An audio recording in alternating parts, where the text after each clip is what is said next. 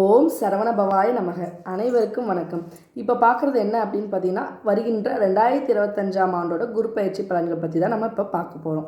அதாவது குரு பயிற்சி எப்போ அப்படின்னு பார்த்தீங்கன்னா, 14/5/2025ஆம் ஆண்டு இரவு 10:37 மணி அளவில் குரு ரிஷபத்திலிருந்து மிதுனத்திற்கு பயிற்சியாக இருக்கிறார்.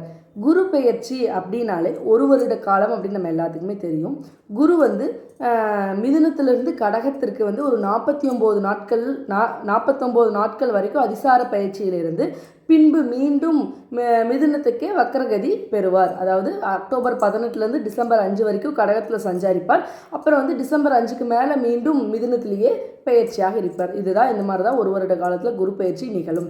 இப்போ எந்த பயிற்சியாக இருந்தாலும் சரி, குரு பயிற்சியாக இருந்தாலும், ராகு கேது பயிற்சியாக இருந்தாலும், சனி பயிற்சியாக இருந்தாலும், எந்த பயிற்சியாக இருந்தாலுமே 40% மட்டுமே கோச்சார பயிற்சிகளின் மூலம் 40% மட்டுமே பலன் கிடைக்கும்.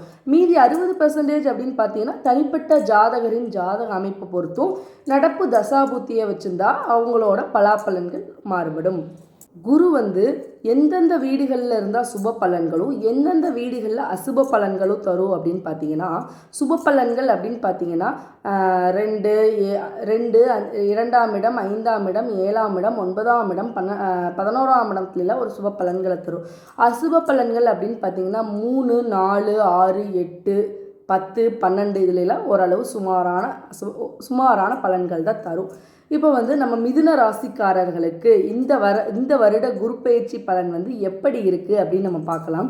மிதுன ராசி அப்படின்னாலே அதில் உள்ள நட்சத்திரங்கள்லாம் என்னென்ன அப்படின்னு பார்த்தீங்கன்னா, மிருகஸ்ரீஷம், திருவாதிரை, புனர்பூசம். அதாவது செவ்வாயோட நட்சத்திரமும் ராகுவோட நட்சத்திரமும் குருவோட நட்சத்திரத்தில் இந்த குரு சஞ்சரிக்க இருக்கிறார். இப்போ இதுவரைக்கும் விரயஸ்தானம், அதாவது 12ஆம் இடமான விரயஸ்தானத்தில் இருந்து வந்த குரு பகவான் 2025ஆம் ஆண்டு ஜென்மத்திற்கு பயிற்சியாக இருக்கிறார். அதாவது மிதுனத்திலேயே பயிற்சியாக இருக்கிறார். ஜென்ம குருவோட பலன்கள்லாம் என்னென்ன அப்படின்னு பார்த்தீங்கன்னா, ஜென்ம குரு அப்படின்னாலே ராமருக்கே ஜென்மத்தில் குரு இருக்கும்போது, அதாவது ராமருக்கே ஜென்மத்தில் குரு இருக்கிறனால தான் வனவாசம் அப்படின்னு நம்ம சொல்லுவாங்க. அதாவது கணவன் மனைவிக்குடைய பிரச்சனைகள் வரக்கூடிய நேரம், அதாவது விட்டு கொடுத்து போய்க்கணும், ஒருத்தருக்கு ஒருத்தர் கருத்து வேறுபாடுகள்லாம் வரும். இப்போ பொதுவாகவே ஜென்ம குரு அப்படின்னாலே நமக்கு யூஸ்ஃபுல்லோ இல்லையோ நம்மளால் பிறருக்கு தான் நிறைய பயன்கள். மிதுன ராசிக்காரர்களுக்கு இந்த வருட 2025ஆம் ஆண்டு குரு பயிற்சி பலன் எப்படி இருக்குது அப்படின்னு பார்த்தீங்கன்னா, இதுவரைக்கும் விரயஸ்தானத்தில், அதாவது 12ஆம் இடத்தில் இருந்து வந்த குரு பகவான் 2025ஆம் ஆண்டு, அதாவது 14/5, அதாவது மே மாதம் 14ஆம் தேதிக்கு மேலே ஜென்மத்தில் சஞ்சாரம் செய்ய இருக்கிறார். ஜென்ம குரு அப்படின்னாலே ஒரு தெய்வ அனுகூலம் உண்டு அப்படின்னு நம்ம எடுத்துக்கலாம். பொதுவாகவே என்ன சொல்லுவோன்னா, ஜென்மத்தில் குரு, அதாவது குரு ஜென்மத்தில் இருக்கிறது ஒரு ப்ளஸ் இருக்குது, ஒரு மைனஸ் இருக்குது. ப்ளஸ் என்ன அப்படின்னு பார்த்தீங்கன்னா, அதோட ராசியிலேயே குரு இருந்து 5, 7, 9ஆம் பார்வையாக அந்தந்த ஸ்தானங்களையே பார்க்குறது, அது ஒரு ப்ளஸ்ஸு. சகல தோஷங்களும் விலகும் அப்படிங்கிறது ஒரு இது. அதில் ஒரு பாசிட்டிவ் இது, ஒரு நற்பலன் இருந்தாலுமே ஜென்மகுரு அவ்வளவு சிறப்பல்ல அப்படின்னு தான் சொல்லுவோம். ஏன் அப்படின்னு கேட்டிங்கன்னா, ராமருக்கே ஜென்மத்தில் குரு இருந்தனால தான் ஒரு வனவாசம்னு சொல்கிறாங்க. அதாவது குடும்பத்தை விட்டு பிரிஞ்சிருந்து, மனைவி விட்டு பிரிஞ்சிருந்து, இந்த மாதிரி உண்டான பிரச்சனைகள்லாம் ராமருக்கு வந்ததே ஜென்மகுருனால தான் அப்படின்னு சொல்கிறாங்க. அதனால் நம்ம ஜென்மகுரு அப்படின்னா, நமக்கு ஜென்மகுரு நமக்கு எவ்வளவு பயனுள்ளதோ இல்லையோ, நம்மளால் பிறருக்கு தான் அதிகமாக பயன் அப்படின்னு நம்ம ஒரு கருத்து எடுத்துக்கலாம். அதாவது நம்ம நம்மளால் பிறருக்கு ஒரு அனுகூலம், ஒரு பயன்கள் அந்த மாதிரி எடுத்துக்கலாம். பொதுவாகவே இந்த ஜென்மகுரு இருக்கும்போது பார்த்திங்கன்னா கொஞ்சம் ஹெல்த் வைஸ், உடல் ரீதியாக கொஞ்சம் பிரச்சனைகள் வரலாம். நம்ம கொஞ்சம் மன ரீதியாக பிரச்சனைகள் வரலாம். ஒரு சோம்பல் வரும், ஒரு நமக்கு பிரிஸ்காக இல்லாமல், ஒரு ஆக்டிவாக இல்லாமல் நம்மளையே ஒரு மந்தத்தன்மையை ஏற்படுத்தக்கூடிய ஒரு அமைப்பு இருக்குது. மற்றபடி பார்த்திங்கன்னா நம்ம எப்படி சொல்லலாம், ஈக்குவல் 50-50 தான் சொல்லலாம். நன்மையும் உண்டு, தீமையும் உண்டு, அந்த மாதிரி தான் நம்ம சொல்லணும். இந்த காலகட்டத்தில் ஒரு அக்டோபர் 18 வரைக்கும் ஒரு கொஞ்சம் காலகட்டத்துக்கு நம்ம எதுலையும் இன்வெஸ்ட் பண்ண வேண்டாம். ஒரு குடும்பத்தில் ஒரு விட்டு கொடுத்து போதல், அதாவது மனைவி ஏதாவது நம்மளை பேசினாலும், கணவன் நம்மளை ஏதாவது பேசினாலும் நம்ம சரின்னு விட்டு கொடுத்து போகிற ஒரு மனப்பான்மை இருந்துட்டால் எந்த ஒரு பிரச்சனைகளும் வராது. ஒரு புதிய தொழில் தொடங்குறது, நம்ம இன்வெஸ்ட்மெண்ட் பண்ணலாம், நம்ம இவ்வளோ அமௌண்ட் போடலாம் அப்படிங்கிறதுலாம் ஒரு ஒரு குறிப்பிட்ட காலகட்டத்துக்கு வேண்டாம். மிதுன ராசிக்காரர்களுக்கு ஒரு குறிப்பிட்ட காலகட்டத்துக்கு வேண்டாம். ஏன்னா ஜென்மத்திலேயே குரு இருக்கிறனால கொஞ்சம் எப்படி சொல்லணும்னா ஒரு ஒரு புதுசாக தொடங்குறது அப்படிங்கிறது இந்த காலகட்டத்தில் வேண்டாம். நம்ம எப்போ புதுசாக ஏதாவது தொடங்கலாம், ஏதாவது இன்வெஸ்ட்மெண்ட் பண்ணலாம், ஏதாவது ஒரு ப்ராப்பர்ட்டி வாங்கலாம், ஏதாவது ஒன்று பண்ணலாம் அப்படிங்கிறது எப்போ ஒரு புதிய முயற்சி தொடங்கலாம் அப்படின்னு கேட்டிங்கன்னா அதிசார பயிற்சி ஆகும். அதாவது அக்டோபர் 18க்கு மேலே ஜென்மத்திலேருந்து 2ஆம் வீட்டுக்கு, அதாவது கடக வீட்டிற்கு பயிற்சி ஆகும்போது பார்த்திங்கன்னா அப்போ வந்து குரு 2ஆம் இடத்துக்கு தனம் குடும்பம் வாக்குஸ்தானமாக 2ஆம் இடத்துக்கு போகும்போது நமக்கு இதுவரை இருந்த பொருளாதார நெருக்கடியிலேருந்து ஓரளவு ரிலீஸ் ஆகும். நமக்கு ஒரு பணப்புழக்கம் அதிகமாக புழங்குற மாதிரி இருக்கும். நமக்கு வந்து கொஞ்சம் ரிலீஃபாக ஒரு 2 மாதத்துக்கு கொஞ்சம் நல்லா ரிலீஃபாக இருக்கும். மனநிலை கொஞ்சம் தெளிவாக இருக்கும். ஒரு நல்ல ஒரு முடிவு நம்மளாலே ஒரு செல்ஃப் கான்ஃபிடன்ஸ் வரும். நல்ல ஒரு முடிவெடுக்க தோணும். இந்த மாதிரி உண்டான அமைப்புகள்லாம் இருக்கும். குடும்பத்துக்குள்ளே அனுசரித்து போய் நல்ல ஒரு அந்யோன்யம் அந்த மாதிரிலாம் ஒரு 2 மாதம் அந்த அதிசார பயிற்சியில் நல்லாவே இருக்கும். குடும்பம் தனம் குடும்பம்லாம் ஒரு நல்ல நிலையிலேயே இருக்கும். அடுத்ததாக என்ன அப்படின்னு பார்த்தீங்கன்னா குரு தான் நிற்கிற இடத்துலேருந்து 5, 7, 9 அப்படின்னு குருவிற்கு சிறப்பு பார்வைகள் உண்டுன்னு நான் சொல்லியிருக்கேன். குரு வந்து தான் நின்ன இடத்துலேருந்து 5ஆம் பார்வையாக 5ஆம் இடத்தையும் பார்க்குது, 7ஆம் பார்வையாக 7ஆம் இடத்தையே பார்க்குது, 9ஆம் பார்வையாக 9ஆம் இடத்தையே பார்க்குது.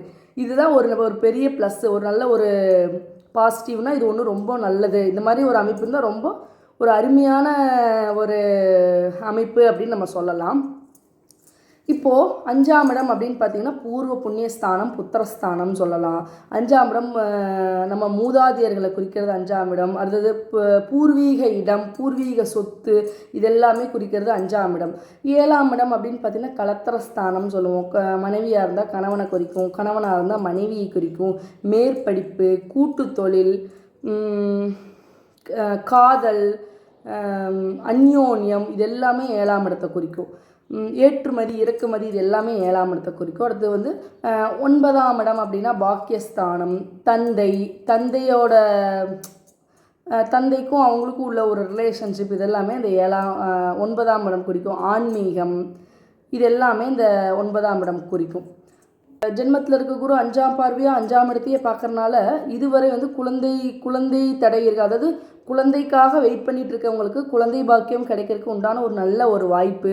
அடிக்கடி எனக்கு கருத்தடை, அதாவது அபார்ஷன் ஆயிடுது, கருக்கலைப்பு ஆயிடுது, அந்த மாதிரி உண்டான பிரச்சனைகள் இருந்தால் இனிமேல் அந்த பிரச்சனைகள் வராது. அதாவது கருக்கலைப்பு அப்படிங்கிறது மீண்டும் மீண்டும் நடந்துகிட்டே இருக்கும்ல, அந்த மாதிரி இருக்கவங்களுக்கு மிதுன ராசிக்காரர்களுக்கு பிரச்சனை வந்து நிவர்த்தி ஆகும். அடுத்ததாக பார்த்தீங்கன்னா ஒருவேளை குழந்தை இருந்துச்சுன்னா அந்த குழந்தையினால் நமக்கு ஒரு மகிழ்ச்சி, குழந்தைகளுக்கு நல்ல ஒரு படிப்பு, அவங்க மேன்மேலும் நல்லா வளருவாங்க. அடுத்ததாக பார்த்தீங்கன்னா பூர்வீகத்தில் ஏதாவது சிக்கல் இருந்தால் விலகிறதுக்கு உண்டான சான்ஸு. பூர்வீக சொத்துக்களை நம்ம பேருக்கு பண்ணிக்கணும், இல்லைன்னா பூர்வீக சொத்தை விற்று அது மூலயமா ஒரு நல்ல ஒரு நல்ல லேண்டோ ஒரு நல்ல இது வாங்கணும் அப்படின்னா அதுக்கெல்லாம் ஒரு நல்ல ஒரு அமைப்பு. பூர்வீக சம்பந்தப்பட்ட பிரச்சனைகள் சிக்கல்கள்லேருந்து விடுபட ஒரு நல்ல வாய்ப்பு இருக்குது. அப்புறம் வந்து மூதாதையர்கள், அதாவது 5ஆம் இடம்னா நம்மளோட மூதாதையர்களை குறிக்குது. நம்மளோட பாட்டி வகை அந்த மாதிரி தாத்தா வகை அதெல்லாம் குறிக்கிறனால மூதாதையர்களுக்கு செய்யக்கூடிய கடமைகள்லாம் செஞ்சால் ரொம்ப நல்லது. அடுத்ததாக பார்த்திங்கன்னா 7ஆம் இடம், 7ஆம் பார்வையாக 7ஆம் இடத்தை பார்க்கறனால திருமணத்தடை, ரொம்ப நாளாக திருமணம் ஆகலை, திருமணம் தள்ளி போயிட்டே இருக்குது, திருமணம் ஆகிற மாதிரி வந்து நமக்கு நின்றுது, தள்ளி போகுது, இந்த மாதிரியான சுச்சுவேஷன் இருக்கவங்களுக்கு கண்டிப்பாக திருமணம் ஆகக்கூடியதுக்கு வாய்ப்பு. மிதுன ராசிக்காரங்க எல்லாத்துக்குமே இந்த குருபலன்னு சொல்லுவாங்கள்ல, திருமணம் பண்ணுறதுக்கு உண்டான அமைப்புகள் அத்தனையும் இருக்குது. திருமண வயசில் இருக்கவங்களுக்கு திருமணமாகும், குழந்தை இல்லாதவங்களுக்கு குழந்தை கிடைக்கும், அதாவது காதல் திருமணம் பண்ணலான்னு நினைக்கிறவங்களுக்கு அவங்க திருமணமும் கைகூடி வரும். ஏதாவது ஒரு தொழில் தொடங்கலாம் அப்படின்னா அந்த தொழிலில் நல்ல ஒரு முன்னேற்றம் வரும். கூட்டு தொழிலுக்கான உண்டான ஒரு கூட்டு தொழில் பண்ணலாம், பார்ட்னர்ஷிப் வச்சு ஒரு தொழில் பண்ணலாம் அப்படின்னா அதில் ஒரு நல்ல சக்ஸஸ் நம்ம உணரலாம். ஏற்றுமதி இறக்குமதி தொழில் செய்கிறவங்களுக்கு அதில் நல்ல ஒரு மேன்மை, நல்ல ஒரு வளர்ச்சி ஏற்படுத்தும். பிரிந்த கணவன் மனைவி யாராக இருந்தால் அவங்க ஒன்று சேர்ந்து வாழும் காலம் கண்டிப்பாக நிச்சயமாக சேர்த்து வைக்கும் காலம் வரும். அடுத்ததாக பார்த்திங்கன்னா வெளிநாடு வெளி மாநிலங்கள் செல்லக்கூடிய அமைப்புகள்லாம் இந்த வருட காலத்தில் வந்து மிதுன ராசிக்காரர்களுக்கு ரொம்ப நிறைய ஆப்பர்ச்சுனிட்டிஸில் கண்டிப்பாக வரும். அடுத்ததாக பார்த்திங்கன்னா குரு வந்து 9ஆம் பார்வையாக 9ஆம் இடத்தையே பார்க்குற போது என்ன ஒரு பாக்கியஸ்தானத்தை பார்க்குறனால வந்து தந்தைக்குண்டான ஒரு உறவு நீடிக்கும், தந்தை மூலம் அனுகூலம், தந்தையோட சொத்துக்கள் வந்து நம்ம அனுபவிக்கக்கூடிய யோகம் வரும். அடுத்தது வந்து ஆன்மீக பயணம் மேற்கொள்ளலாம். தான தர்மம் பண்ணணும் அப்படிங்கிற எண்ணம் வந்து நமக்கு இன்பில்ட்டாக இருக்கும். தானம் பண்ணணும், தர்மம் பண்ணணும், ஏதாவது ஒரு அந்த மாதிரி உண்டான எண்ணங்கள்லாம் கண்டிப்பாக. சந்ததி வந்து விருத்தி ஆகும், திடீர் பண லாபம் வரும். இது எல்லாமே குரு வந்து 9ஆம் பார்வையாக அந்த பாக்கியஸ்தானத்தை பார்க்கறனால இந்த யோகம் எல்லாமே நம்மளை கைகூடி வரும்.